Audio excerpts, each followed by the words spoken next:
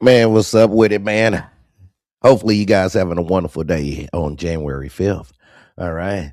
And if you are new to here, man, this is the official business podcast, baby, where we talk about mostly almost everything. Anything dealing with reality, dealing with day to day, or, dealing with the trucking community.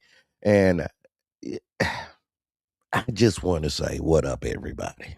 I really do. I want to really just express my hello. See, I'm lost for words. Hold on, I forgot to turn this off, but I really want to say just what's up, man. Let a few people come in here, but with tonight's show, I think I need to make some make some things more obvious than what I have done in the past. What up with your big Chris? What's up with your player? Y'all come on in, man, and turn on your listening ears and open up your mind and really take what I say, man, go and research and figure out what you need to do. Because one thing I am going to do in 2026 that I made a promise to myself is to share my experience. All right. So it doesn't mean that this blueprint will work for you, but it's just something to add into your toolkit, right? Because I've noticed across the whole spectrum, we talk generally in trucking. We talk generally. Um, we cast a net on the entire trucking community, and we truly have lost our path, our navigation path. And that navigation path could be your goals, what you're seeing, how to achieve, how to structure. Because basically, we have been thinking about, people have, let me turn on my listen to some opera. And I do that. Fun fact, I love the opera. But I see guys taking jabs at me. And I'm used to that, right? But see, when you start with OB, you got to understand something about OB. OB stands on it. Not only do OB stand on it, OB has been in the community. OB has been one of the guys that's been advocating for truckers, owner operators, lease, new drivers, people that's thinking about coming into the industry. Is documented. It's all on social media. And I have participated. I have brought my books of receipts. I have been registered federally in state. I have stand on the tens. Not one video, not one video you can find of me have I advocated, have I disdained or made a comment about truckers failing. Never made a video saying that, truckers need to, bow down to race. I never ever. Can't even find it. But what I have advocated for was better paying. What's up with your D Comp? D Compton, what up with your Triple D? What up with your Tricky O? What up with you? So, where I come from as OB, how they guys say y'all get it out the mud, right? I get it out the mud, but the thing about it is, I have learned from my elders. I'm not afraid to say that. I still respect my elders. If you are older than me, I mean you are in the trucking, I will respect you. I'm that type of guy to take off my hat to have a conversation with you. I'm that type of guy to ask you, hey, can I take a seat? I'm that type of guy. That's who I am in reality. That's who I am. And I also am the guy that will push you to your fucking limits. I am that guy. Because in order to get a fucking diamond, you got to be under some type of pressure. So I am now changing the way that I start, interacting with most people. And this is not coming from no jab. See, people going to take it as a jab when they don't understand that this is genuinely asking you. Because some people out here in the trucking industry, they know their comfort zone. If they know their comfort zone, who am I to tell them that's an uncomfortable comfort zone? But when they will listen to me, they say, "Oh man, the things he's saying is absurd. Why would you do that? Why would you? Why would you?" And you know, one thing about it, with experience and being out here in the trucking industry, started from being a company driver for Snyder, that is a good question. And that's a very valid question of why would you? Well, here go the thing. Longevity. Where your life is going to be after trucking? Where is your bulk of your money is going to be? Are you living for today or are you living for tomorrow? In order to live for tomorrow, it's gonna take a team.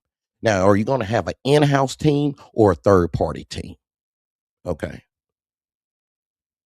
Are you planning on growing within the first 6 months, 8 months, 12 months, 24 months? Are you using trucking just a tool just to pay your day-to-day expenses? Are you understanding that trucking in itself could take you in many different directions? I'm getting excited. Hello. Most people can't even answer that question as business owners because they're seeing themselves from behind the steering wheel. And to have a conversation with somebody that constantly are envisioning their self behind the steering wheel, it's quite hard. Nothing would ever make sense. Nothing would even, they couldn't fathom the expense of a $300,000 truck because they always are putting themselves behind the steering wheel. When you became a truck owner, you became a business owner, you became an entrepreneur. You wear many hats if you accept it or you don't. When you start putting yourself in a box, guess what a box do? It gets kind of claustrophobic. You get less airspace. You got less room. You can't spread your arms. So this is where we get this turmoil on social media about, man, that ain't possible. Now you got some good and some good and some bad. But the whole thing about it is helping your fellow man. Now I do say everybody is competition. Yes, I do believe that. But I also believe that we need healthy competition. We need healthy competition. We need educated competition because don't matter if you lose the deal or you win the deal, the market goes in the favor of your fellow truckers. That's what we need to understand. You know, cash is king, true, but credit goes a long fucking way. Credit gives you leverage. The guy's gonna say, "Oh, yo, OB, but my cash." See, when we having these discussions, we got to open our minds. We got to stop thinking about what we got in our savings account. We got to start thinking about leveraging. If you're going to play big, it's going to cost more. If you want to stay small, then it's no problem. But you can't get upset that you can't control the sand pit. If you stay small, that means somebody else is taking the risk for you to benefit.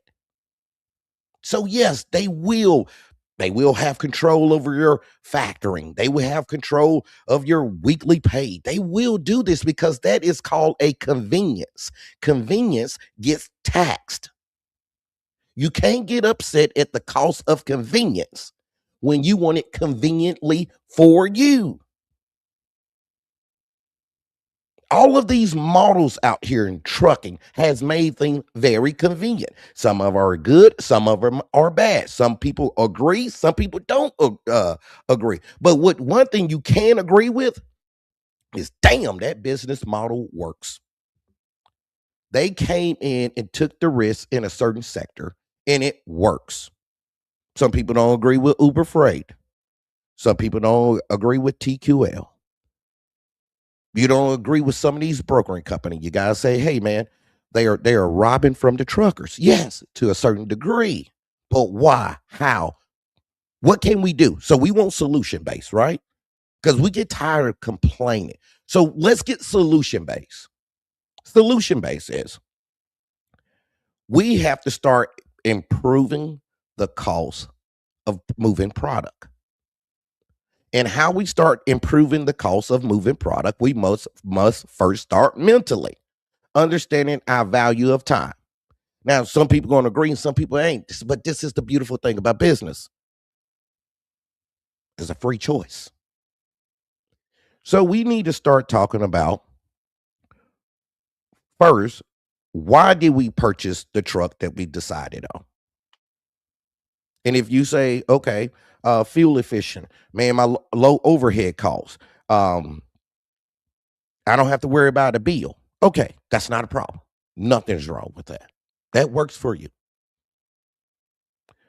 Now, with all that being said, those are your personal benefits while you purchase the truck. Now, how are you going to compete? Where are you going to compete? Are you going to say, okay, man, I'm able to, move broker load for $2 a mile and still be profitable? Okay. So you're 100% starting up a business to be solely dependent on a broker. So it's no longer free market, it's broker market.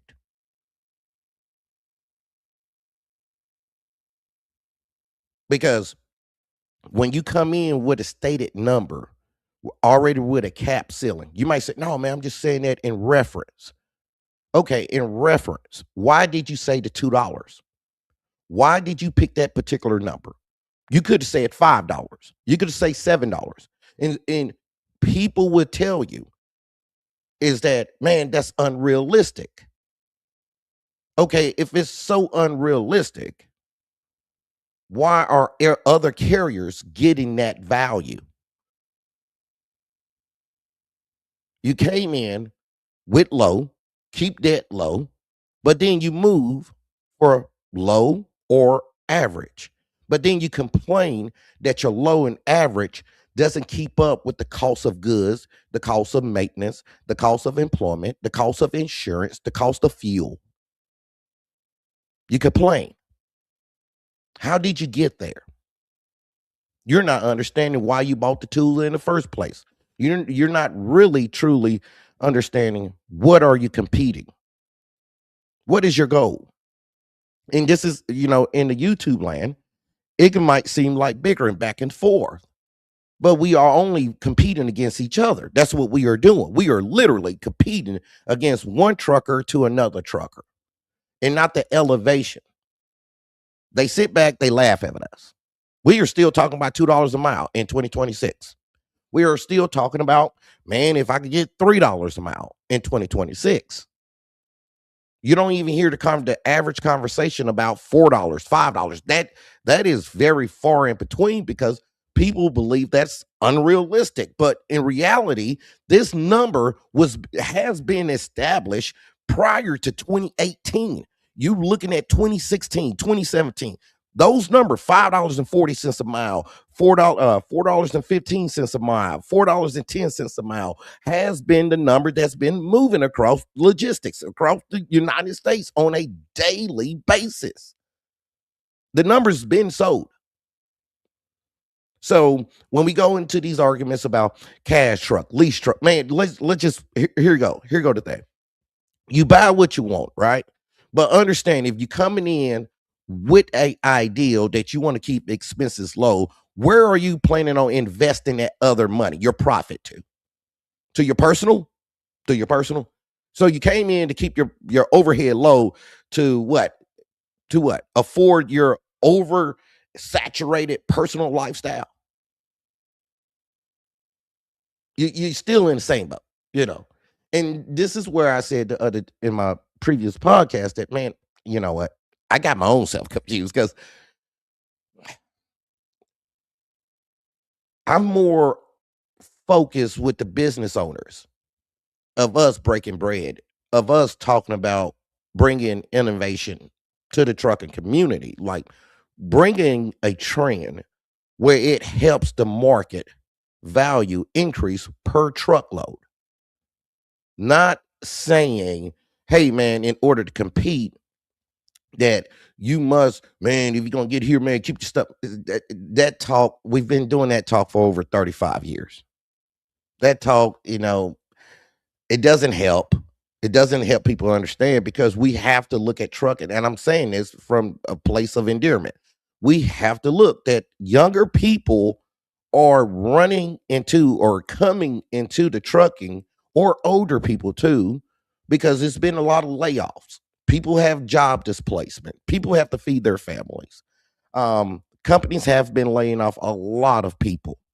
So trucking is the option. We have the immigration, right? So I'm not saying this to be taking shots at anybody, but this is what you have to observe. You have to be very observant.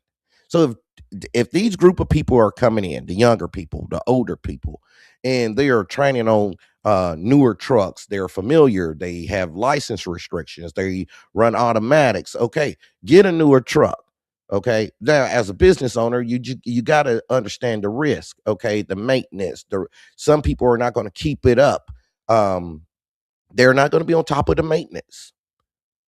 So you want that little piece of uh of guarantee of satisfaction of knowing, okay, if this thing mess up, I don't have to be out of pocket the first couple thousands of miles. But then people say, oh man, but you gotta pay extra money. Yes, it's a convenience. It is. If you order a DoorDash, Uber Eats, or any food delivery service, they charge you an extra fee for it. That's what's a part of living, and that's a part of business. It's the convenience. You want that satisfaction of, okay, man, I just bought a brand new truck. I really don't want to be fully um invested in it. It's a $300,000 truck. So people will lease. Now, when I say lease, I am only talking about the carrier leasing it from the dealership, not a third party lease, not leasing from Long Mountain. I don't have nothing against that, but I'm not talking from Long Mountain. I'm not talking about prime leasing. I'm not talking about that. We are in two different leagues. I am talking about the carrier that's opened up a new authority, or a carrier with their authority, and they want to strategize and change the route or pivot or try to increase their driver pool. What will it take?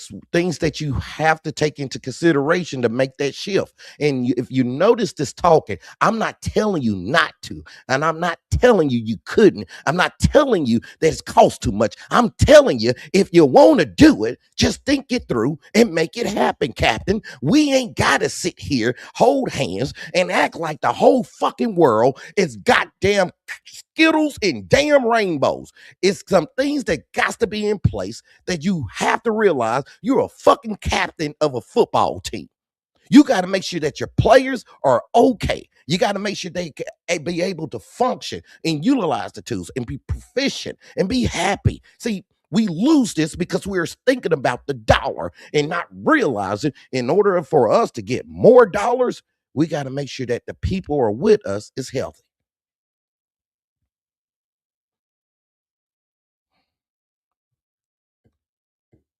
I'm telling you, think about it. We could run this gameplay about the lease trucks, cash trucks. And I would say this. I would say this. You are afraid. If somebody is scared, here we go. If you are afraid to scale up your business because you can't purchase a cash truck, something, whatever you're doing, okay, let it work for you. But that is not trucking as a whole.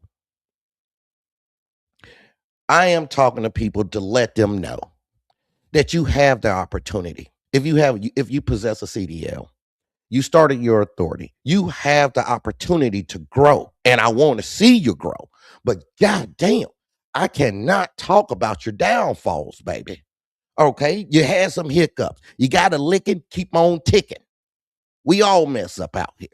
Now, what is going to take for you to move up? What is going to take? Because sometimes you just have to just take a look at your financials, just reevaluate, noticing where you're spending a lot of your money and time. Your time equates to money, and your money buys you time. Sometimes that older truck is costing you more. Now, when we talk about cash trucks, it could be brand new cash truck. It could be older cash truck. Well, newer cash truck, what? A 300,000 mile cash truck. And people like, yeah, man, you can get it for 20 some thousand, 30. Yes, you are correct. But when you look at the statistics, when you looked at, oh man, that motherfucker gonna need an injury bill. You're gonna need another 50, 60,000. So let's add that 50, 60,000 with what you purchased the truck for. Let's say 35,000. You purchased for 35. It cost you 60,000 on a rebuild. Now you're at 95,000. You should have just went and leased the truck to begin with. Newer truck, put down the 10,000, let it rock and roll, captain, and just spread it your 95,000 over a 3-year term. Turn the truck in, get you another one. This is not about how much money you have in the bank. It's about how long can you make your money by your time.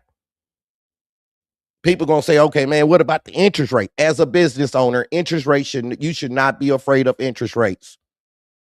You should not. It's like being a human being and being afraid of puberty. Embrace it, understand, work with it, let's go past it. Understand your tax, how to do a write-off. Then people assume that, okay, man, but the broker, okay, here go the deal, baby. Here go the deal. You came to participate, right? What up with you, Trey? You came to participate, right? You came in the big league to participate. Okay, brokers are just a part of the game, but they are not the referee. You are. You are the commissioner and the referee. The brokers are just the goalpost on the field. You could choose to go through them or not. You don't always have to, right? When we start as truckers creating restrictions on our business ideals and business models, we set ourselves up for pre-failure. That's what we do to ourselves in the trucker community. We set ourselves up for pre-failure because we believe that what's ever on the table is the way or the standard, and it's no standard. Not even my way is a standard. You constantly are evolving. You will be constantly pivoting. But it's how you pivot and how much time your money can buy you. That's it. And success is very subjective. I've heard a guy that said, all right, somebody, hold on real quick. I see you, Trey. Pimp, the other day you were saying old trucks. We passed. All right, what about old trucks? Old trucks, I said what I said on the old trucks. So you got to be clear on that one. So what you mean by that? But like I was saying, I'm gonna leave it up, Trey. Like I was saying, is I've met people that say, "Hey, man, I'm only wanting 4,500." They started their own authority. They bought a cash truck. They happy with 4,500. Well, guess what? I'm not trying to reach them. I'm not. So if they take offense to my stuff, that's them. They got a personal. They literally listened to me and got upset. They generated that energy to get upset. That's you. If you want to be cash truck, old school truck, cash, 4,500 a week, that's you. That's cool. It's not meant for you. And I'm not disrespecting you. Now, don't get it twisted.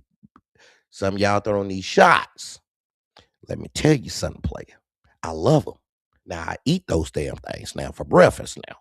Just remember when you throw the shots, we throw back. When we throw back, there's no limits. It's none. Because we love it. We understand it. And we understand where you're coming from. Is that not everything's going to fit for you. But the guys that make the 45 want to buy the older trucks, keep your only cash, there's nothing wrong with that.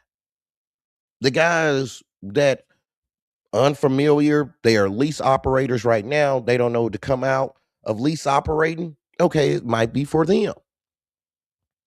The guys that goes out here and say, hey man, I just want to stay leased on to Prime and all of this, which I met some guys. I listened to them. And some of you guys heard me on Truck Community page where a guy was telling me about uh his truck is leased on with Prime and he wanted to get into infrastructure and all of this. And I listened to the guy. I mean, y'all be the judge of it. The guy wasn't ready. I'm like, dude, if Prime numbers on the side of your truck, I'm not really talking to you. You know what I'm saying? The guy got upset. He got upset. He said, "Oh man, you ain't trying to help a brother out." I'm like, brother, Prime numbers on the side of your truck, but I own the truck. All right, you need your own authority.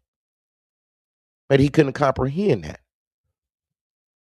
These conversations that I'm giving that I'm posting on YouTube, these are conversations that usually goes on behind the scenes with carriers or with customers, and is actually in reverse.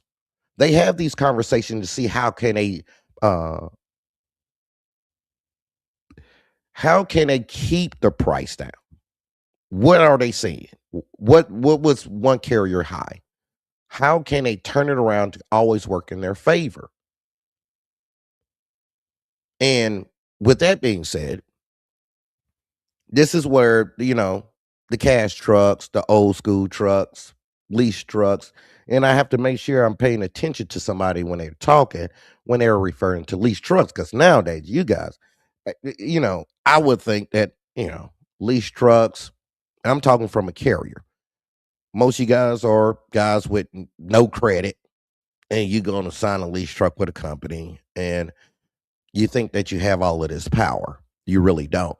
And if you do have the power or the convenience, you're going to be paying more. You're not going to pay less. So my conversation is not geared towards them. I'm not talking bad about lease drivers, but hey, it's a business model. So let's get back to what I'm saying. I was waiting on Trey Lincoln, pimp, because he just said general. He said pimp the other day. You was talking, saying old trucks. I still say old trucks. So, uh, you know, what about old trucks? And here go the thing about the old truck theory.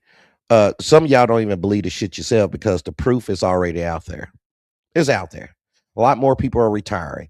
And this is what gets me right here when people are like, hey man, I'm gonna take it to the Hispanics. I'm gonna take it to the Mexican. What why do somebody have to be cheap in order for your business model to be successful? I don't get it.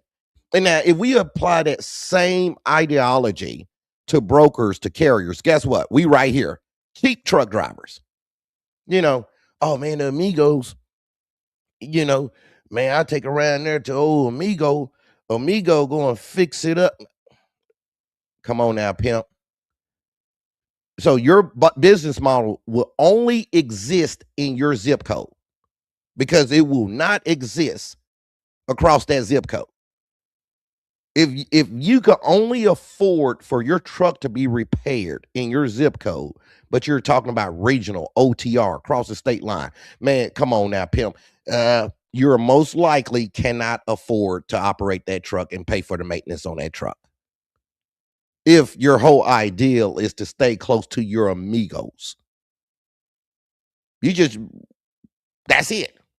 So when you have an argument or you have a disagreement with a carrier that's going across state lines, going across different regions, it's make it very irrelevant.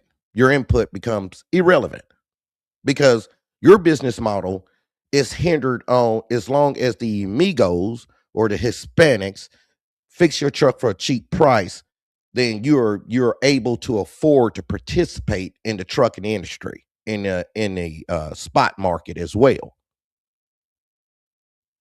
We got to start thinking about this. Some of us got to get out of. Some of us do have the know-how in the education to help shape trucking. Now, when guys are saying that, oh man, the brokers determine the market, the brokers do not determine the market. Carriers determine the market. You can ask a truthful broker will tell you carriers are the ones that determines market value. Carriers. And it's not the conglomerates. The conglomerates does not move as many trucks as independents. It's more independents out here than there are conglomerates. Okay. So you got to understand that factor. So if we know this, if we know that carriers control the market value, then carriers need to start we need to start having these talks and dialogues about improving the rate, about understanding, and it really come down with I was saying the other night. You got to have a strategy for every business practice. So if you pull an end up, okay, or you running in a short mile radius, what is your mile radius? Now we need to start working on your increment per mile, right? Your increments. What are you charging for pickup fee? What are you charging for en route fee? Because you just can't solely base that on rate per mile. Rate per mile really does not work across the entire spectrum because some carriers out here move shorter distances. Some carriers probably make one move and sit for 12 hours, right? So yeah. So you let me see what you got, Trey. So you got it right here. Bro, sometimes those repair shops prices outrageous out of state. Yes, but that's been happening since they've been happening since 1776. These are things, yes.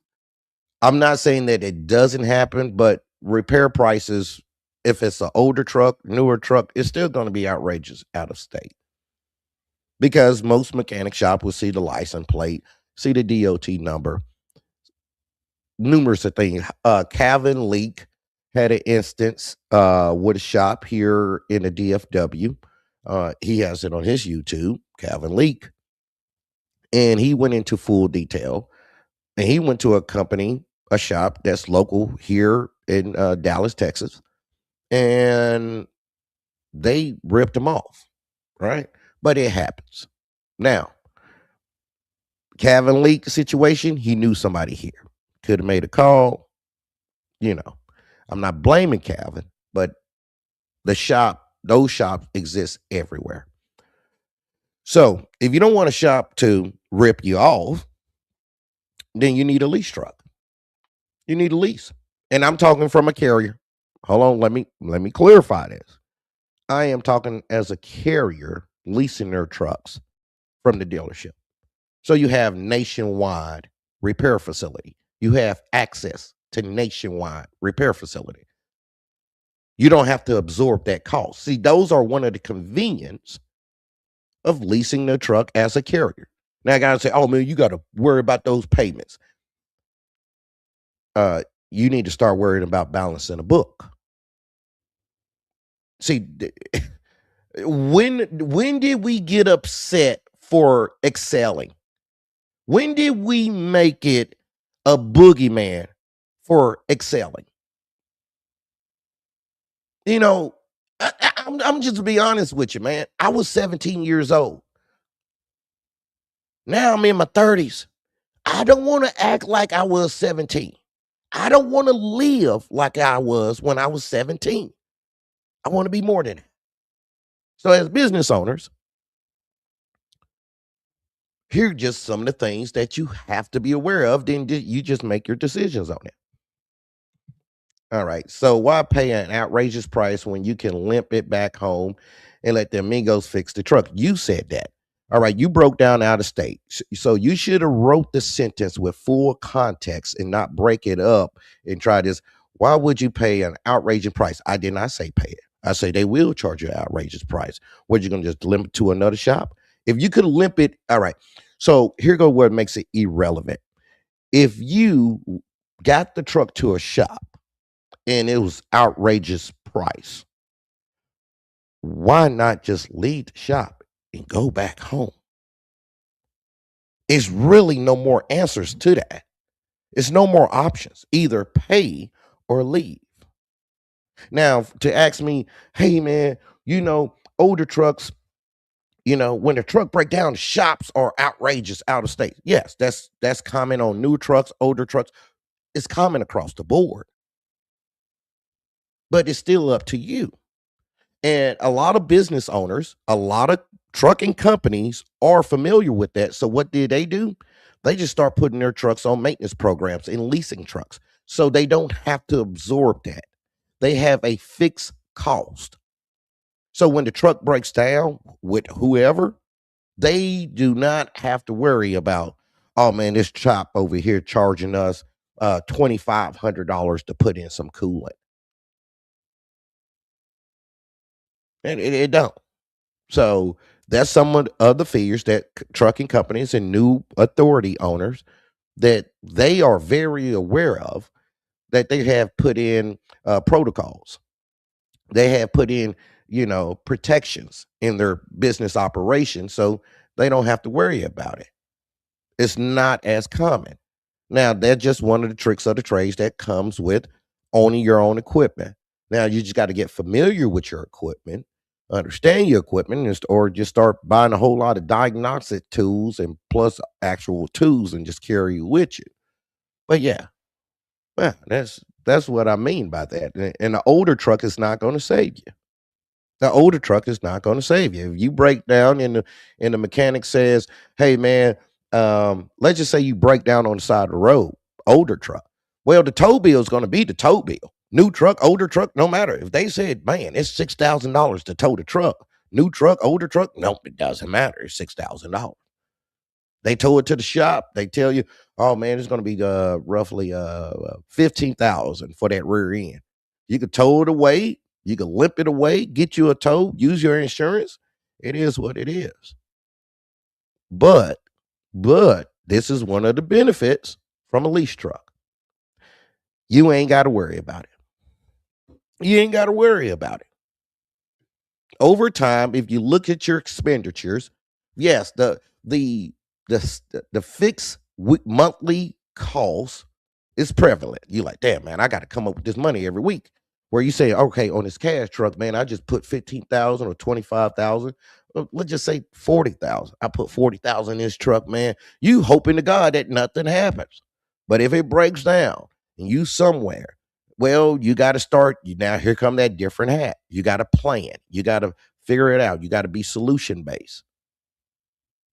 You might end up spending $15,000 on a weekend that you didn't expect. Whereas that company with the lease truck broke down, they got it towed, they in network, company gets them another truck, they still on about their business. They ain't got to worry about a deductible. They ain't got nothing to worry about. They was out of some time, but they ain't over there thinking about that 15,000. They ain't running up the credit line. So they pay for that convenience. They pay for their assurance. So I'm not saying one is bad and one is good. What I'm saying is not all lease trucks, not all these setups are just a boogeyman. And man, it's outrageous. It's the cost of living. It's the cost of business. You got to figure out what works for you. But you can't say, well, man, they need to come down on the prices. Who are you? Who are you? You're not even coming up on your prices. You're not even coming up on your prices for you to afford your dream comfortably. You want people to bring down their prices so you could get a little piece of this thing you call comfort and convenience. That's what we got to start looking at. That's what we got to look at. Just look at the state of mind of most truckers. They want people to bring down their prices. Why are truckers so damn afraid of raising their prices? That's it. Why? Why are you guys afraid? Why are we having arguments? Why are we having disagreements about petty stuff? This is petty. Cash truck, lease truck, man, old truck. Man, I want me an old engine. This is petty. It really is. It's non-productive. It's not even productive. Let's start asking yourself, why did you accept the $2 a mile coming out of New Jersey, going down to Atlanta, Georgia? Why did you take that with a reefer load? Why? Let's start having these conversations. Why did you pull the oversized out of Florida, Miami, Florida, up to, let's say, New Orleans? Why did you do that for $3 a mile? Why did a flatbed driver in Fort Worth, Texas, move a Fort Worth, Texas flatbed load to Oklahoma City for $1.75? Why did you do that? And you are going to find out it's the same thing over and over and over and over again. Man, I just want to stay on the broker team. Hey, man, that's the only thing I had out. Oh, man, I'm getting into a better area. Every time when I hear it regurgitate, I'm not calling you a dummy. I'm not calling you a fool, but I'm telling you, notice the pattern, notice the thinking, the ideology. All of that shit you're saying was sold to you by a broker. It was sold to you by a broker. Think about it. Somebody made you believe it, and you believe it. Now you're running your business on it. And then when somebody oppose you, when somebody says it's a different way, it's a way for you to eat your dinner. It's a way for you to have your cake, your ice cream, and have leftovers and have some to go. It's a different way because it's already implemented. It's here. Let's start talking about the rates. Let's start talking about our established rate. That's what we need to talk about. It's our established rate. That's what we need to be focused on. I'm not going to be at my fellow brothers, sisters about how you choose to finance your trucking equipment or your trailers. If you want to lease everything, that's good. If you want to pay cash, that's good. But we need to be more productive. Once we get the tool, how do we be proficient in our billing? And that's where we need to be. And that's my talk. And that's what I'm focused on. All that other nonsense, man, some of y'all, I could tell that you haven't sat down and had an accountant give your ass an audit. That's what I'm saying. You're running a real payroll because you'll notice no matter how many trucks you have, what these big companies have shown us, what these big companies have revealed when they file bankruptcy, they reduce the cost of movement on their end in order to benefit their client. Who was the one end up eating crow? The damn drivers. And we got drivers that's been laid off from companies by reducing what they haul the freight for. Now the driver gets their own authority and apply that damn ideology to their own business. And they saying, man, I can't believe I ain't no money out here, man. Why are you pulling it for the same price you just seen somebody else pull it for and fail?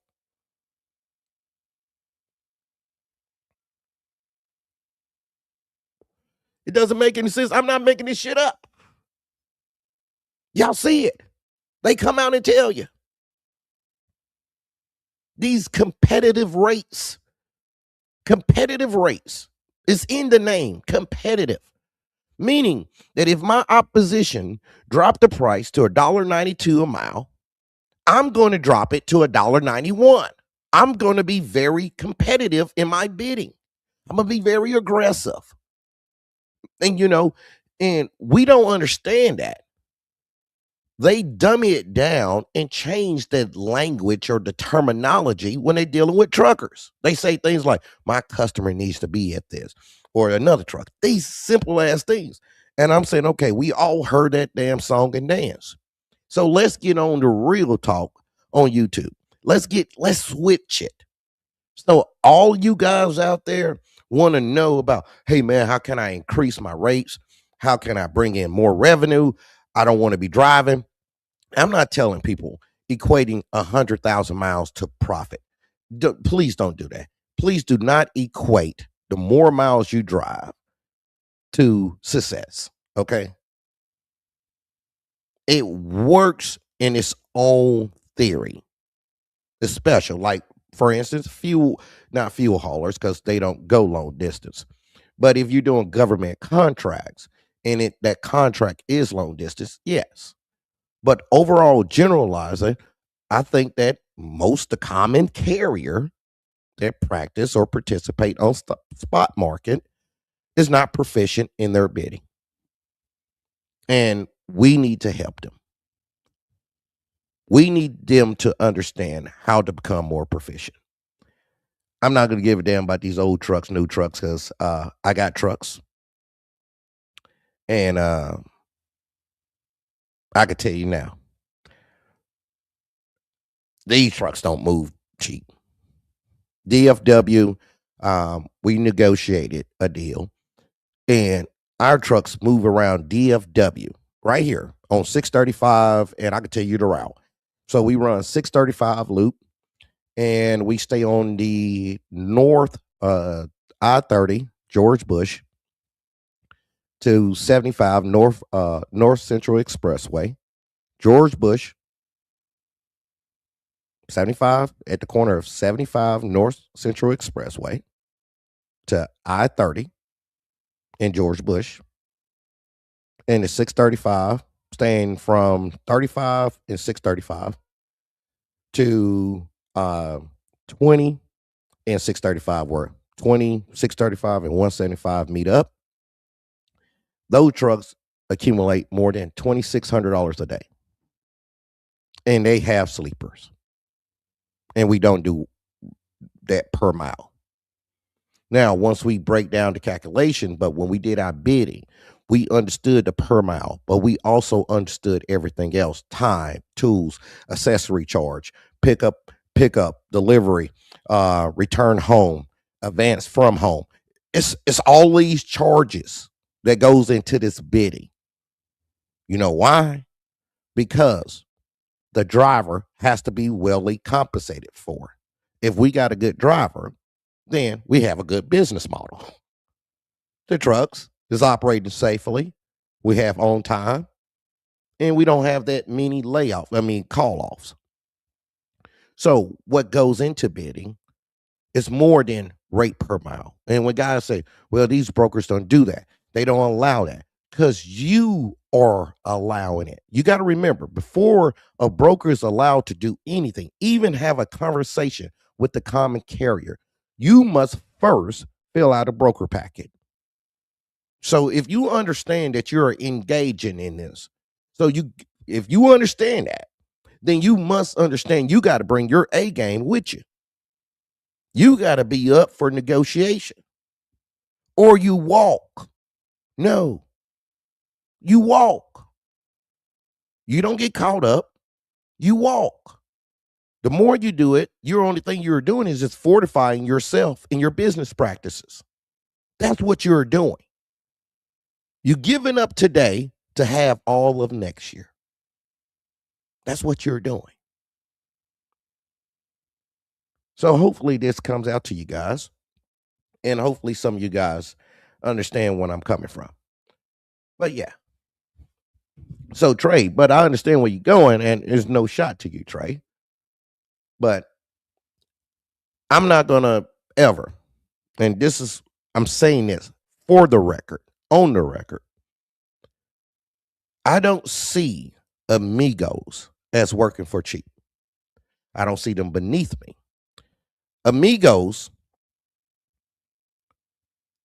is not a part of my business plan of, oh man, I'm gonna buy these trucks because I get the amigos to work on them. No. You could partner up and you guys could come with an affordable rate, which that's how I think of other people that I join into business. And I don't do the race thing, man. Yo, B man, the Mexicans work for cheap, man. Where at? If they work for cheap, they got more stuff than you did. Because it doesn't equate. It doesn't equate. And we got to stop that. We got to stop that. If your business is only surviving because somebody else is giving you a deal every time, that's mean that you are always in the negative because you're not paying market rate. See, you got to break that mindset. If you're not willing to pay market rate, then why should somebody pay you market rate? And then you scream about being fair.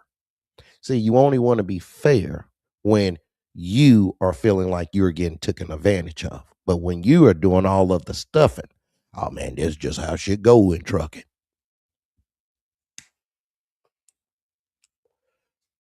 Got to change your mindset out here, players. You got to change your mindset, man. And I think you can. It's never too late.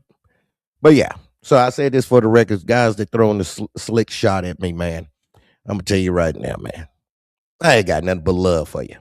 But don't get it twisted. Don't get it twisted. OB, who you been? Shit. I've been OB.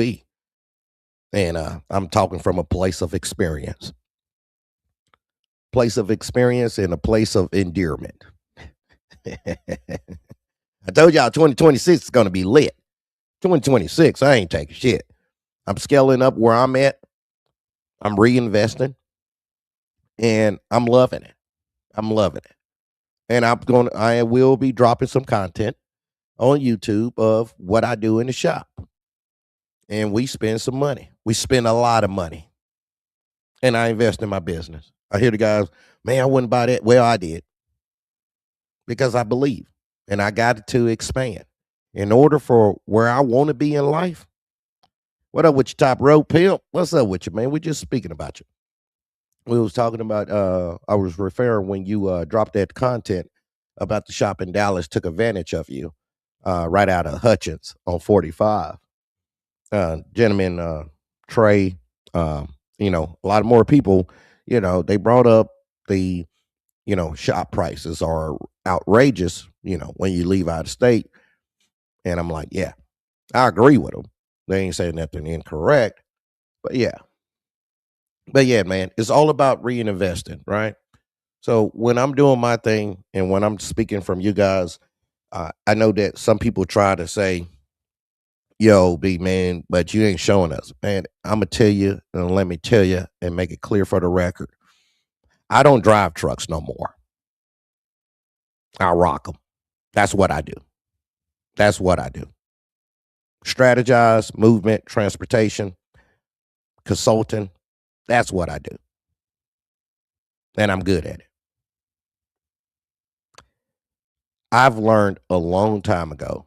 I wanted a life after trucking, but I just have a passion for trucking. If you have a passion for trucking, become smarter than the damn steering wheel you hold it. Have your vision a lot more wider than the front windshield of your truck. That's how you have life after trucking. You don't have to be in the driver's seat.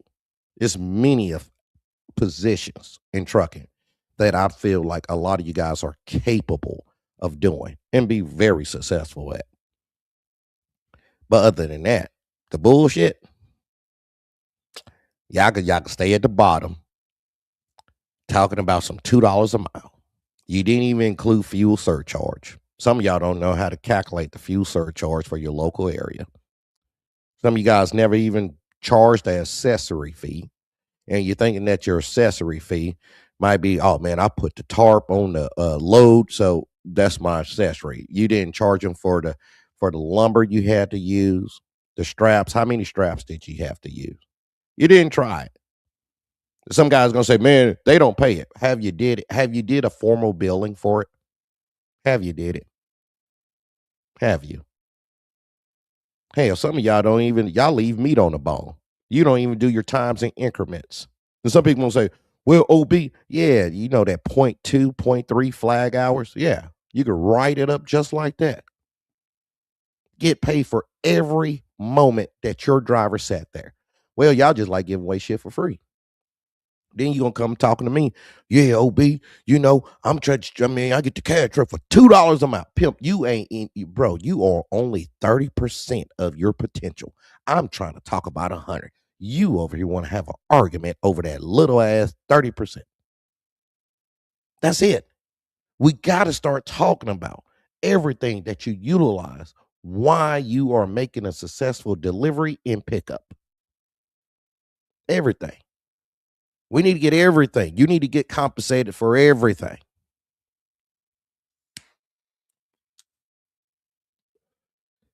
I'm not going to fight you. And I'm not the one to have the fight with. You need to have a damn fight with yourself and that broker. A lot of companies out here are great teachers. So I'm not down talking to primes. I'm not down talking to these guys. I will always advocate for you to open up your mind and notice how they do their billing or get real close with a not a dispatcher, but an accountant. That's what I'm giving y'all game. Now I'm slowly giving it to you because you can't give this it all in one bite. And then you got to comment, right? If you ain't commenting, you can't get mad. You can't, when I end this live, you make a damn sly ass video. Why didn't you ask the question when I was doing the live podcast? I'm not going to curse you out. Saying this is what I call being sly on the side. You're scared. If you're scared to type up your words, but you make a video about OB, I know you're not my competition. I know that. In the business world, you'll get ate the fuck up. You'll get ate up, being all timid and over there, backstabbing. You wouldn't last long. But other than that, that's what it is, pimps. So, man, I thank everybody, all 9 of you guys, for, joining this podcast. Hopefully, y'all hit the like button. Let me check, man. How many of y'all hit the like button, man? Yeah, come on. Let's see. Let's see. Let's see. Hold on. Boom. I'm checking right now, see how many of y'all hit the like button.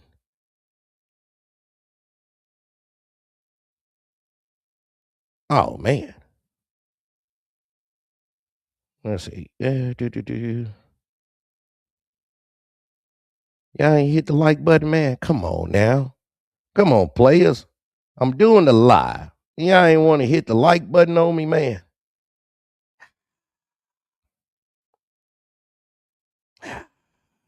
Just do me any kind of way. Just do me any kind of way, man. And y'all got a problem with OB.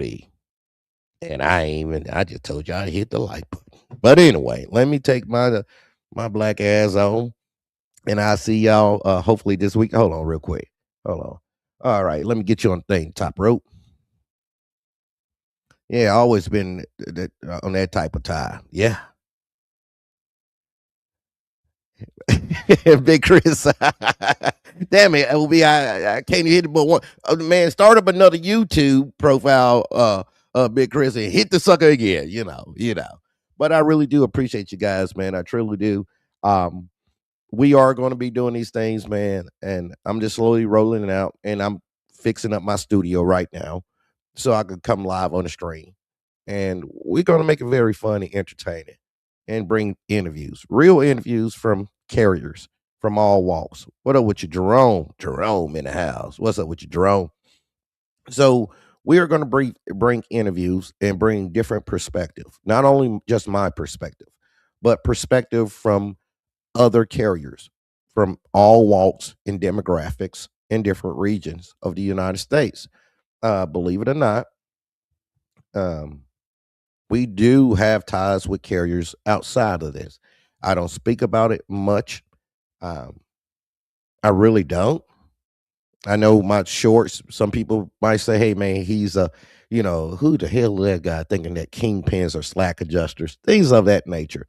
But believe it or not, we are well versed in what we do with trucking. We understand it, and I would love to see the market value go up, but I know it starts with carriers. That's where it starts at, and it's not a, it's not really a barrier that will keep a carrier from charging whatever they choose to charge, but it's more of a theory that needs to be applied to a lot more carriers need to apply to their business practices and understanding that yes, you do have the potential. Yes, it's real. Yes, it's tangible. You don't have to go and buy a brand new truck to do it, but you got to overcome. Thank you, Jerome. So that's what we are implementing. And anybody got anything to say to OB, man, just tell them, hey, yo, pimp, you can hit the guy up. I bring somebody on. But the next, I'm saying this for the record, the next slick ass shot that I see you do, I know who you know who I'm talking to because I'm keeping it cordial. We're gonna have to do a live together, player. You won't be able to sit right there with that brick wall. Just I'm gonna say, hey pimp, let's do the live. Let's do it in front of the people. Let it be cordial. Ask me some questions. And now let me ask you some questions. Let's give the people what they need, and that is education. It could be entertaining at the same time, but it's going to be education. These are going to be tools that people can use right out of the gate. They hear it on a Tuesday, they can implement it Wednesday morning and start seeing actual real time results. And that's what I'm about, baby. But other than that, y'all have a blessful day, man. I'll catch y'all on the later, man.